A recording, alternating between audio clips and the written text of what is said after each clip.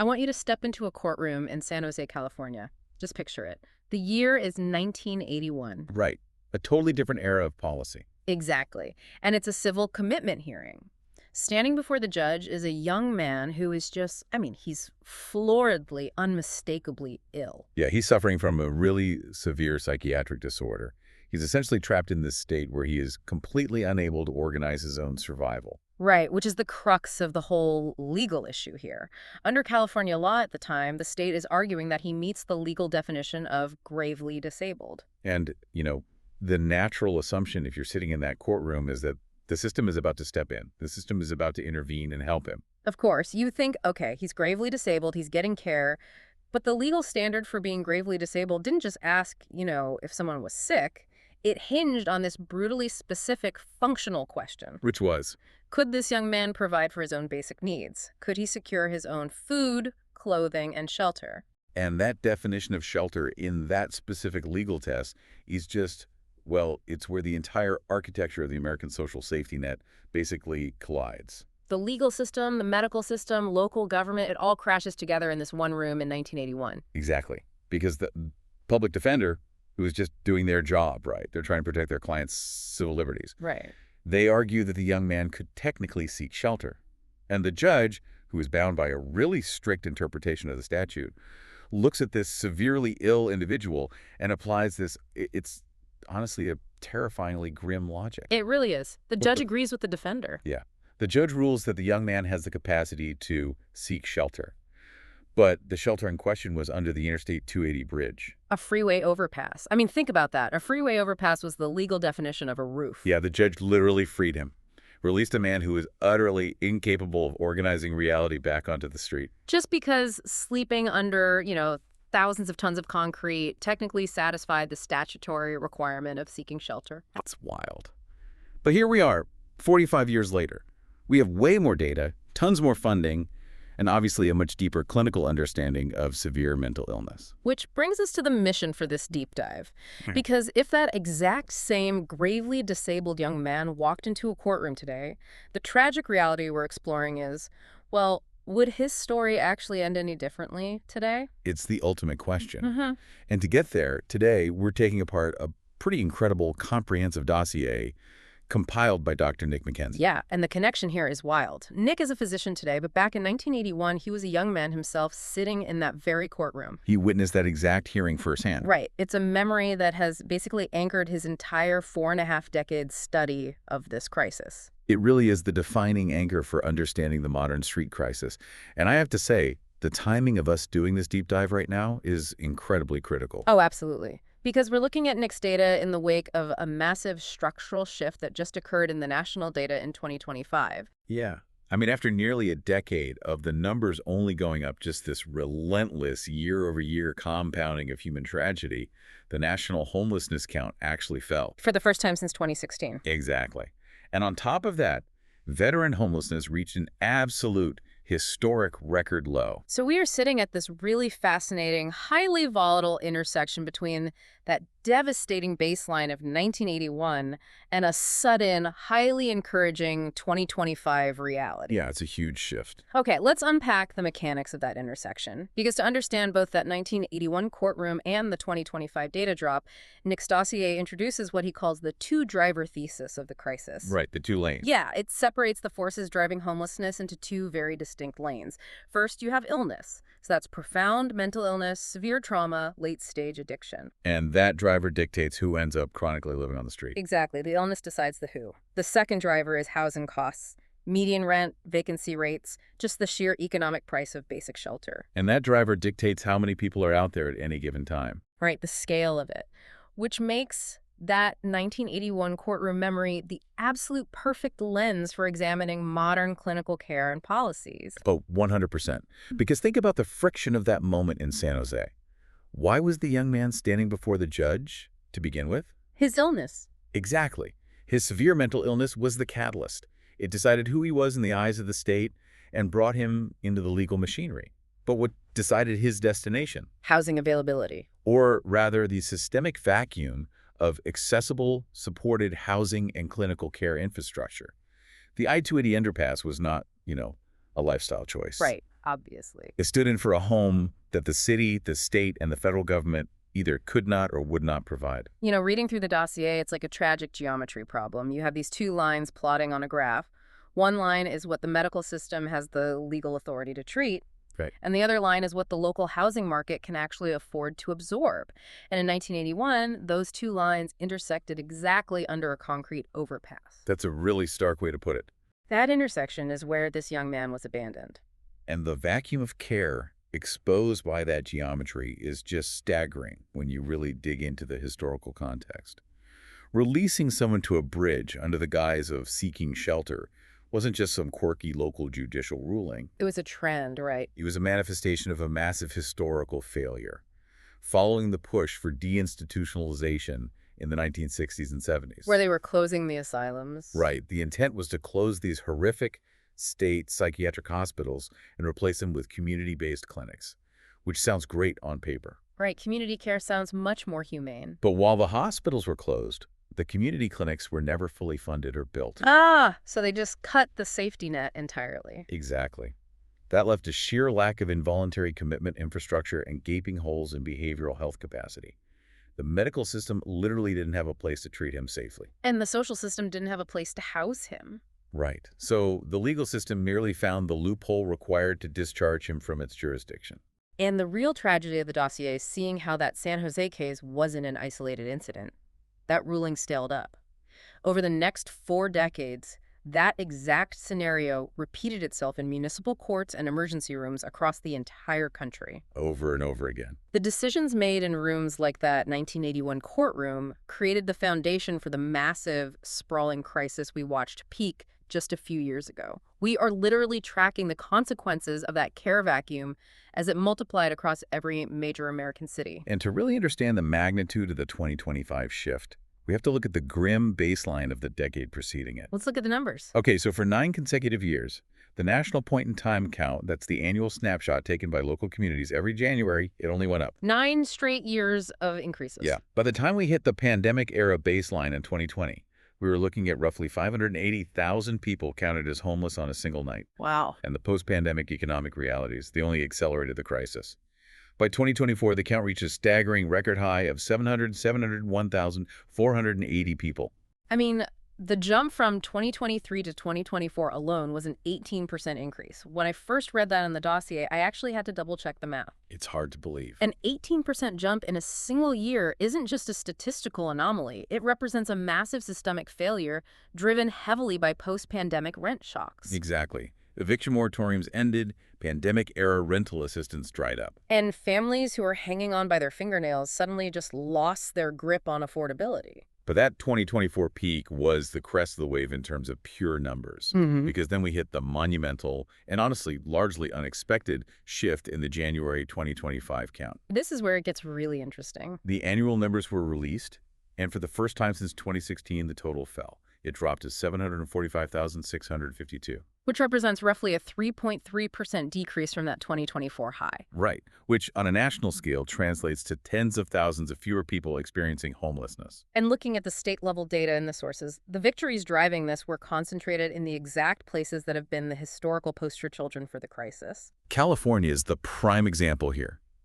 For years, California has dominated the national headlines regarding street encampments and housing shortages. Oh, absolutely. It's all you hear about. But in 2025, the state announced its first drop in unsheltered homelessness in more than 15 years. 15 years. Yeah.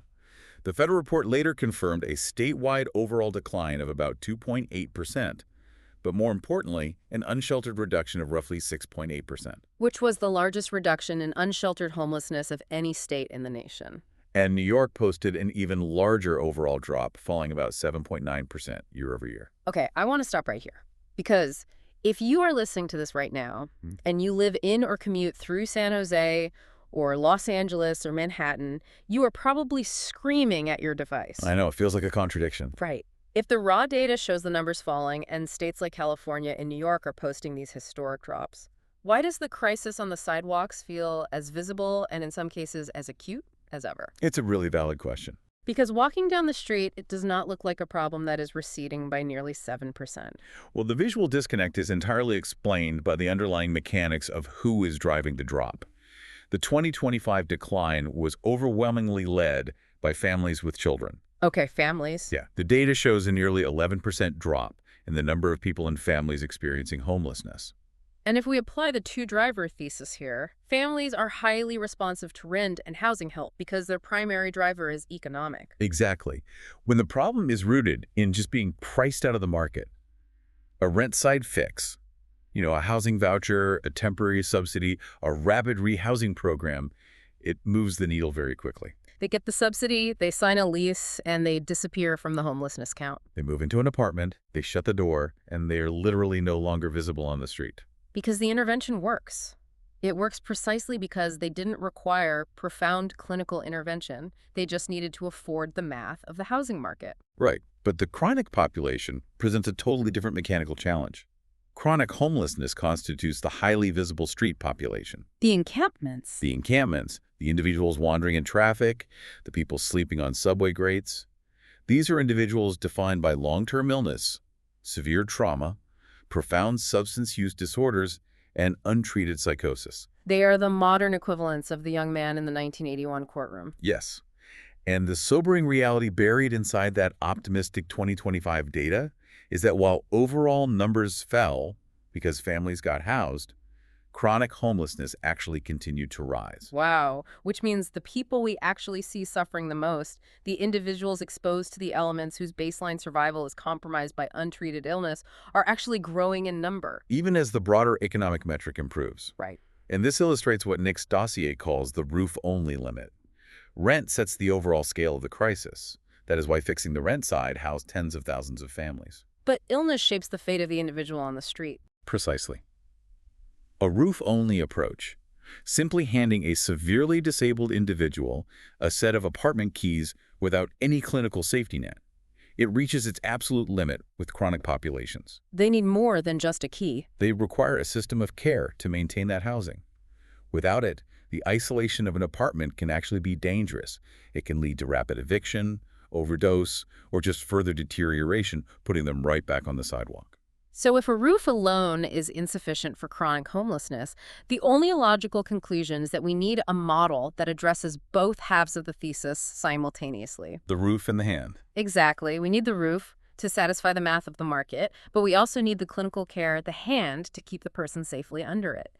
Now, for years, anyone following this topic has debated whether providing both is just too expensive or logistically impossible. Sure, the cost argument comes up constantly. But the dossier points out that America actually tested this exact model. We didn't just write a white paper about it. We ran it as a massive, heavily funded national experiment on one specific demographic. And the results of that experiment just completely dismantled the argument that chronic homelessness is some unsolvable condition. And that demographic is military veterans. Yes. In 2025, while the nation was celebrating that modest 3.3% drop in the general homeless population, veteran homelessness fell to a staggering record low of about 32,495 individuals on a single night. That number is incredible. To put the scale of that victory in perspective, that represents a massive 56% drop since 2010. You know, my instinct reading this in the dossier was to honestly look for the catch. Right, because it sounds too good to be true. Yeah, a 56% drop for veterans, while the civilian numbers shot up to record highs over the same period.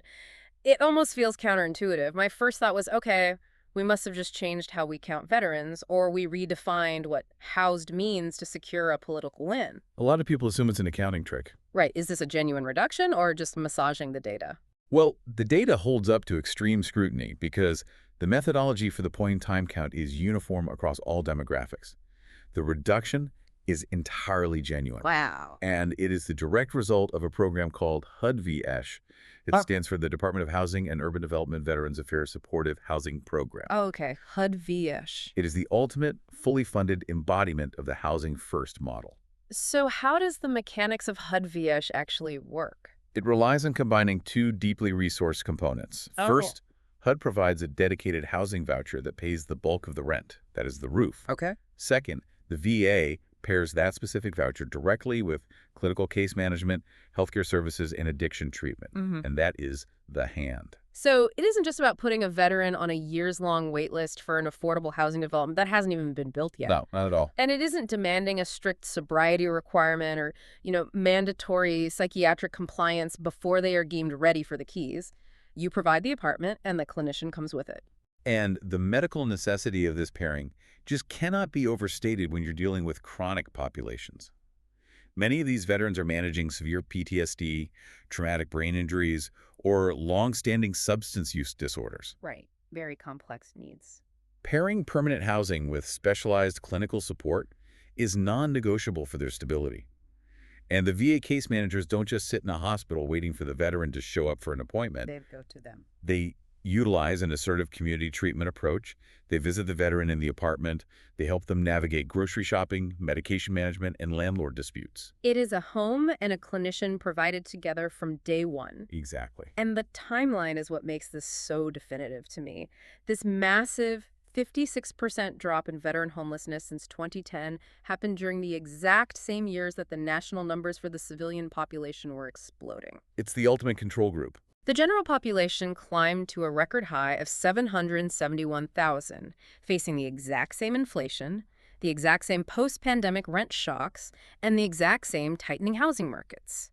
Yet the veteran population plummeted. Which proves conclusively that macroeconomic forces, things like rising rents, zoning restrictions, gentrification, they are not insurmountable barriers if a properly funded, highly coordinated system of care is in place. Because the veteran success occurred in the exact same expensive cities under the exact same brutal economic conditions as the broader civilian crisis. Exactly. This essentially proves that ending homelessness is not a knowledge problem. It is a choice of resource allocation. It's a choice. We literally chose a specific group. We looked at veterans and decided as a society that their homelessness was politically unacceptable, and we paid the money required to end it.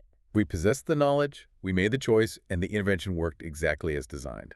It is the definitive proof of concept for Nick's entire thesis, run as a controlled national experiment. It proves unequivocally that when you provide people with both halves of the equation, the housing voucher and the clinical support, and you actually fund it at scale, the curve bends. The biological and economic reality of homelessness is highly solvable when attacked with adequate resources. But that immediately forces the hardest question of the dossier, doesn't it? Yeah, it does. If we possess this golden blueprint, if HUD-VASH is irrefutable proof that the roof and a hand model works, why aren't we deploying it for the rest of the population? The scalability question. Right. If we know how to save the veteran on the street in 2025, why are we still abandoning the non-veteran equivalent of the 1981 young man under the bridge? And that is where policy theory hits the brutal wall of bureaucratic reality. Can the HUD-VASH model realistically support the general public? Can it? To answer that, we have to acknowledge the unique built-in advantages of the veteran population. Veterans are a bounded, clearly defined demographic. They possess incredibly broad, bipartisan political sympathy, which ensures a steady flow of congressional funding. No politician wants to vote against veteran funding. Exactly. But most importantly, from an administrative standpoint, they have a dedicated, massive federal agency, the VA, and a pre-existing benefits infrastructure designed to serve them. Right. So if a veteran gets a housing voucher from the local housing authority, there is already a multi-billion-dollar hospital system, a massive bureaucratic machine, and a dedicated funding stream sitting right there to provide the clinical case manager. The connective tissue already exists. But for the chronic non-veteran population, that centralized connective tissue simply does not exist. Just a void. The civilian challenge is an administrative labyrinth.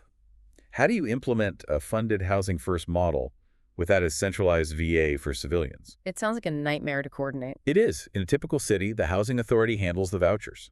A totally separate nonprofit builds the affordable units. The county health department manages the mental health clinics. A state agency funds the addiction treatment centers. Wow.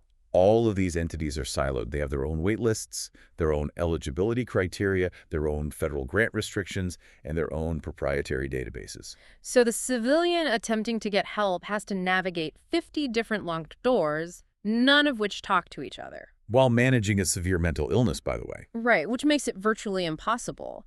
But the dossier doesn't just present this as an impossible hurdle. It points to a civilian reference model that actually managed to hack this bureaucracy: Houston, Texas. Houston is such a fascinating case study. Houston is the proof that scaling this coordination for non-veterans is actually possible without creating a brand new federal agency. And Houston is widely cited across the policy field as the gold standard for localized coordination. They achieved a massive multi-year reduction in homelessness, not by magically building endless cheap housing overnight, but by implementing what they call coordinated governance. Coordinated governance. Walk us through the mechanics of that. How do you force wildly different agencies who are protective of their own budgets and fiefdoms to operate through one front door? It required immense political leverage and a ruthless approach to funding. Under federal guidelines, communities must form continuums of care, or COCs, to receive HUD funding. Okay, Cox. Houston used their COCs to centralize power. Instead of allowing 50 different nonprofits to hoard their own client data to protect their specific funding streams, Houston required participation in a central database as a condition for receiving any money at all. Oh, wow. So play ball or you lose your funding. Exactly. Oh. They pooled their resources and shared their data in real time. If a civilian entered the system through any participating agency, they went into the same central registry. That makes so much sense. And they were then triaged based on a vulnerability index, ensuring that the most severely ill individuals were prioritized for the limited supply of supportive housing, rather than just the people who were the easiest to reach. So they essentially built a localized civilian version of the VA's coordination. Pretty much. It's like paying for a bridge's concrete but refusing to buy the steel rebar. If you just pour the concrete, if you just hand over the apartment keys without the clinical support, the structure eventually cracks under pressure. That's a great analogy. And without the rebar, the concrete fails entirely. Synthesizing the lessons from the veteran data and the Houston model, Nick's dossier outlines 4 mandatory pillars required to build a humane, effective system for all citizens. Okay, let's hear the 4 pillars. First, you need an adequate supply of affordable housing. That's the roof. Got it. Second, you need stringent housing-first policies that remove barriers to entry, like sobriety mandates or minimum income requirements. Take away the hoops they have to jump through. Third, you need genuine, expansive behavioral health capacity. That's the hand. And fourth, you need the localized, coordinated governance that Houston modeled to bind the first 3 pillars together. If any one of those 4 pillars is missing, the system collapses back into crisis mode. It really does. But this introduces what I found to be the most unnerving section of the dossier. Let's assume a city does everything right. They build the bridge perfectly. They secure the concrete and the rebar. They fund the housing, and they fund the clinicians. Is that the end of the story? Unfortunately, no. For years, anyone discussing housing policy has pointed to Finland as the untouchable global standard for eradicating homelessness. But the dossier flags a major relapse in the Finnish model. Walk us through the fracture points. What happens when a country with a celebrated housing-first model faces shifting economic winds? The Finnish experience serves as a severe caution regarding the absolute reversibility of these solutions. Finland built its success through the Y Foundation, an incredibly robust model that purchased private market flats and converted them into supported housing. And it worked, right? Oh, it worked beautifully. They effectively eliminated chronic street sleeping. But recently, massive macroeconomic headwinds collided with political austerity. The funding got squeezed. Housing supply tightened across the country as construction slowed and interest rates rose, making units harder to acquire and much more expensive to maintain. Simultaneously, a shifting political landscape led the government to implement sweeping cuts to social welfare benefits and housing allowances. And what was the immediate result of choking off that funding? The long, celebrated, multi-year decline in Finnish homelessness stalled entirely, and the numbers actually began to partly reverse. Wow, so it actually started going back up. Yeah. People who were stable began falling back out of the system as the safety net frayed. It proves that these policy interventions are not permanent, magical cures. They don't inoculate a society against homelessness forever. No, they don't. The gains are highly fragile, and they reverse the moment the funding stream is interrupted. And this raises a really critical warning for the United States, especially as we look at the encouraging 2025 data. We have to analyze our own vulnerabilities. Sure, we have to look in the mirror. Even the incredible veteran success, that 56% drop that could erode if the funding doesn't keep pace with the market. Rent inflation means the HUD vouchers simply do not go as far as they did a decade ago. Right. $1,000 doesn't rent what it used to. Exactly. Yeah. It requires more federal money just to maintain the exact same number of housed veterans. Furthermore, recent reporting shows that California, in the very same year it posted its first unsheltered drop in 15 years, have actually seen its state-level homelessness spending begin to decline due to budget deficits. So just as they begin to reap the dividends of their massive investments, the political appetite to sustain those investments is shrinking. It's a really precarious moment. Which fundamentally reframes how we have to think about this crisis. Ending homelessness isn't a finish line you cross. You don't cut a ribbon on a new housing project, declare victory, and move on to the next issue. No, you really don't. It is a subscription cost. It is rent you have to keep paying, and clinical salaries you have to keep funding month after month, year after year. It shifts the entire national debate. For the last 20 years, the conversation has been agonizing over a perceived knowledge gap. People always ask, do we actually know how to fix this complex problem? Like it's a mystery. Right. But the dossier, the veteran success, the Houston coordination model, they unequivocally prove that we do know how to fix it. The mechanics are proven. The knowledge problem has been solved. So what's left? The much harder question, the one that requires profound societal introspection, which is, are we willing to keep paying the subscription cost of a humane society? Which brings us right back to the anchor of this deep dive. I want you, the listener, to return to that courtroom in San Jose in 1981. We are looking at that young man, gravely disabled, incapable of navigating his own survival, standing before a judge who is minutes away from releasing him to seek shelter under the Interstate 280 bridge. It's a haunting image. We have analyzed the 2025 turning point. We have dissected the veteran blueprint. We have established the absolute necessity of combining the roof and the hand. The ultimate question of Nick McKenzie's dossier is this. If that exact same gravely disabled young man came before a judge today, in 2025 or 2026, would his story end differently? If we look at the landscape objectively, stripping away all the political rhetoric and focusing purely on the systemic mechanics we've discussed, the most honest documentary assessment we can give is maybe now, in more places than before. A maybe that is carrying the weight of thousands of lives. It is a really sobering maybe. Because of the 2025 turning point, because of the undeniable success of HUD-VASH and coordinated systems like Houston's, we now possess the mechanical, logistical blueprint for how to save him. We know the steps. If you were a veteran, the VA would intercept his trajectory. If he happened to stand before a judge in a city with a robustly funded, highly coordinated system and ample supportive housing inventory, he might receive the keys and the clinician required to stabilize his life. But the brutal reality is that in much of the country, the laws governing involuntary commitment and the actual on-the-ground behavioral health capacity remain devastatingly thin. Meaning that, depending entirely on the zip code of his courtroom and the local budget of the county health department, he might simply be freed to seek shelter under a newer underpass. That is the enduring tragedy that remains unresolved. To definitively ensure his story ends differently, we have to synthesize the two-driver thesis into a single, unyielding national commitment. Ending homelessness requires both a roof and a hand. It's not one or the other. It demands that we reconcile the unforgiving, brutal math of housing costs with the deeply complex, often heartbreaking physiological realities of severe mental illness and addiction. You cannot solve the economic math without treating the underlying illness, and it is impossible to effectively treat the illness while the patient is living and deteriorating under a concrete bridge. We have the blueprint. We ran the national experiment with our military veterans, and it worked. We proved that we know how to build the bridge with both the concrete and the steel rebar.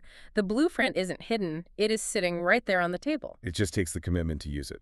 The only open question left for that young man under the bridge, and for all of us as a society, is whether we have the collective will to pick it up and the endurance to keep paying the subscription cost. Thank you for joining us on this deep dive into Nick McKenzie's dossier. Thanks for having me.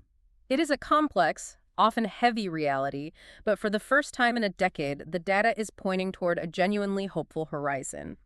Keep examining the data, keep asking these hard questions about resource allocation in your own communities, and remember that behind every macroeconomic statistic is a person waiting for us to make the right choice.